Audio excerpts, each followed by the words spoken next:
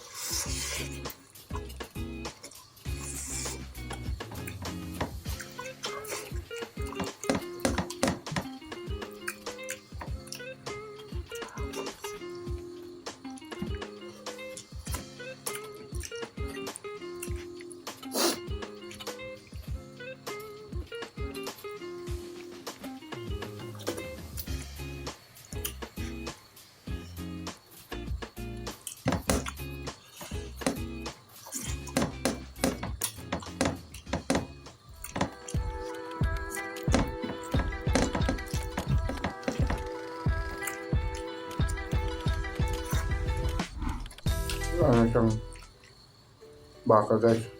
Ay, meron pa.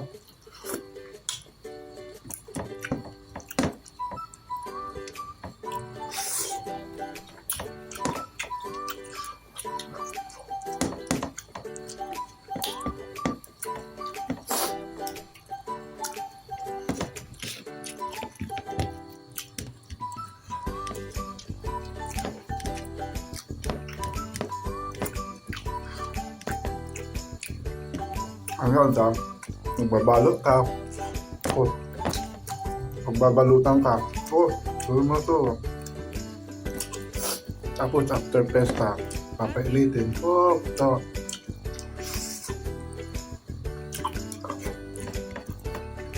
Mas masarap yung ulam pag yung nalamigan na tapos siya. Pero masarap sa kain. Sarap guys.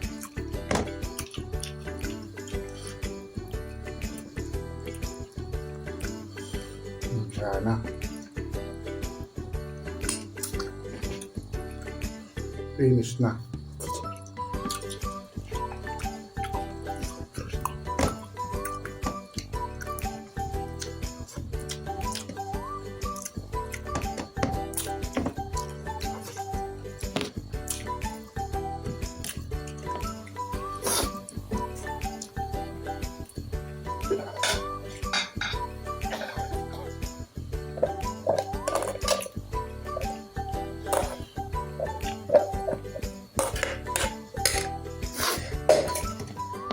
Mirit pa. Gutom ako guys. Pagod ako sa trabaho. Kaya ganito. Trabaho natin, hindi lang nakatayo. Hindi, nagalaw tayo. Mahirap maging waiter.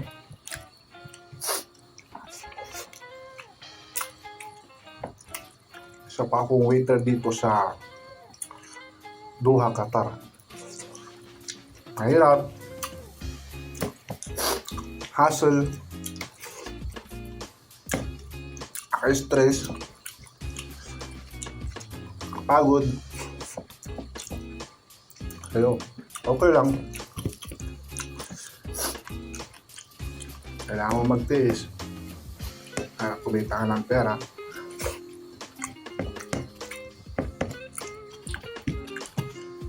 Yes. Number one, sikreto dito sa trabaho hospitality. Dapat may mahaba pasensya mo. Habang mahaba. As in, hahabaan mo ng habaan. Diyos ko po, pag di mahaba pasensya mo dito, ewan ko lang. Hindi ka tatagal dito sa trabaho ganito. Kailangan mo intindihin yung mga kasalamuha mo.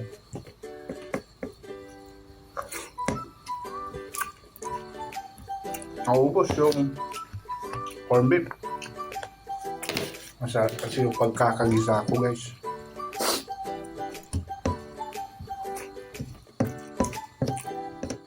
Ito na puro gulay na, medyo maasim na yung gulay, kaya hindi ko nakakainit. Kaya makikatan ko.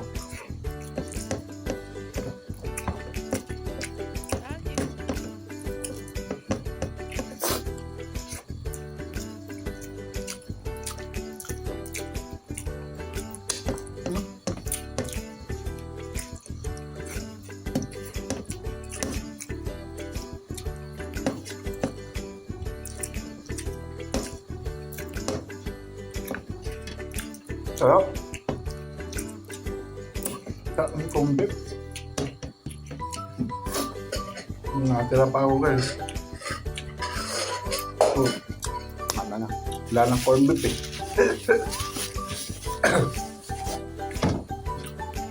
So guys, thank you very much sa panonood. Sana nagustuhan po ninyo yung vlog ko ngayon. Mga leftover, tira-tira ang pagkain yung tinira natin ngayon. Pero napakasarap. So thank you for the all subscribers and to all viewers and the new viewers. Thank you very much. Pagpalain kayo. God bless you all. Maraming salamat sa mga suportang binibigay nyo sa akin. Sana kayo magsawa na manood sa aking mga content, sa aking mga ginagawa, pinapakita. Sana napapasaya ko po kayo. So guys, huwag din yung kalimutan na meron din po akong Global Pinoy Travel and Tours. Kung gusto nyo mag-inquire po, nandiyan po yung FB page ko. I-PM nyo lang po ako kung gusto nyo magpabook ng ticketing. Meron po kaming domestic and pang-international. Kung tinatamad na po kayong lumabas ng bahay, meron din po kaming bills payment na bayaran sa mga kuryente, tubig, telepono, load, lahat po, insurance, meron po lahat. Meron po ako. Pwede po kayo mag-pay din po sa akin. At kung gusto nyo rin po magpadala ng pera na tinatamad na rin po kayo lumabas, pwede rin po sa akin. I-PM din po ninyo ako. Meron po kaming Doublier, Cebuana, meron din po kaming Metrobank, meron po kaming BDO, nandun kaming Palawan. Halos lahat meron po. So, kung gusto nyo rin pong mag-avail ng insurance, meron din po kami in-offer ng mga insurance po. At courier po, kung gusto nyo magpadala po, meron din po kami. So guys, at meron pang at iba pa. So, kung gusto yung may magtanong about sa mga ganyan, mga services namin, PM lang po. Nandiyan po yung FB page ko, nakikita po nyo sa taas. At yun po yung logo. So guys, maraming salamat po sa inyong panonood. And God bless you all. Bye-bye!